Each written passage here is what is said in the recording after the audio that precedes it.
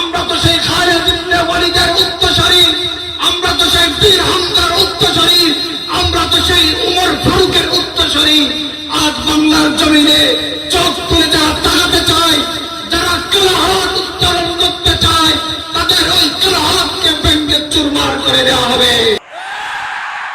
90% বাংলার জমিনে, 90% বাংলার জমিনে শহীদ শরীয়তুল্লাহ তিতুমীরের এই বাংলার জমিনে, শাহজালাল শাহজাহানের এই বাংলার জমিনে, শাইখুল হাদিসের এই বাংলার জমিনে কোরআন বিরোধী কোন আইন চলবে, কোরআন বিরোধী কোন নীতিমালা চলবে, এটা বাংলার তৌহিদি জনতা কখনো মেনে নিতে পারবে না, পারবে না, পারবে না।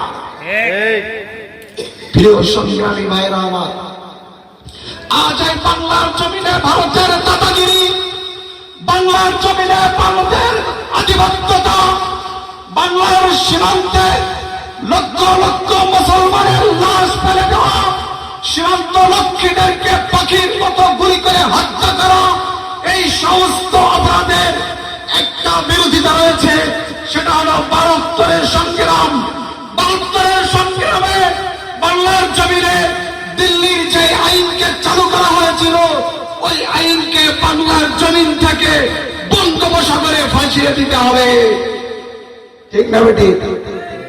এই জন্য সংগ্রামী ভাইরা, ভারত মাঝে মধ্যে বাংলার জমিনে হামলা করতেছে, এই বাংলার জমিনের মুসলমানদেরকে ভয় দেখাতে চায়, এই বাংলার জমিনের মুসলমানদেরকে ভয় দেখাতে চায়, পরিষ্কার ভাবে বলতে চায়, ফ্যাসিবাদী সরকার শেখ হাসিনা এই বাংলার জমিনে 17 বছর নির্যাতন করেছিল, তাদেরকে তৌহিদি জনতা বাংলাদেশ থেকে বিতাড়িত করে দিয়েছে। বিতাড়িত হওয়ার সাথে সাথে টেকনাফ থেকে তেতুলিয়া পর্যন্ত একটা মিনিটের জন্য যদি লক্ষ্য করে দেখি, ওই মূর্তিগুলো যে বাংলার জমিনের লক্ষ লক্ষ তৌহিদি জনতার টাকা দিয়ে মূর্তি বানানো হয়েছিল, শাহজালালের সেই সন্তানরা এক মুহূর্তের ভিতরে সেই মূর্তিগুলো ভেঙে চুরমার করে দিয়েছিল। আজ মুসলমানরা ভয় পাওয়ার জাতি না, আমরা তো সেই জাতি, আমরা তো তাদের উত্তরসূরি, যাদের নাম শুনলে আজ 1400 বছর পরেও ইহুদি খ্রিস্টানদের প্যান্ট ঢেলা হয়ে যায়। আমরা তো সেই খালিদ ইবনে ওয়ালিদের উত্তরসূরি, আমরা তো সেই বীর হামজার উত্তরসূরি, আমরা তো সেই উমর ফারুকের উত্তরসূরি। আজ বাংলার জমিনে চোখ তুলে যারা তাকাতে চায়, যারা কালাহাত উত্তোলন করতে চায়, তাদের ওই কালাহাতকে ভেঙে চুরমার করে দেওয়া হবে। এই জন্য সংগ্রামী ভাইরা আমার, আমাদেরকে ঐক্যবদ্ধ হতে হবে।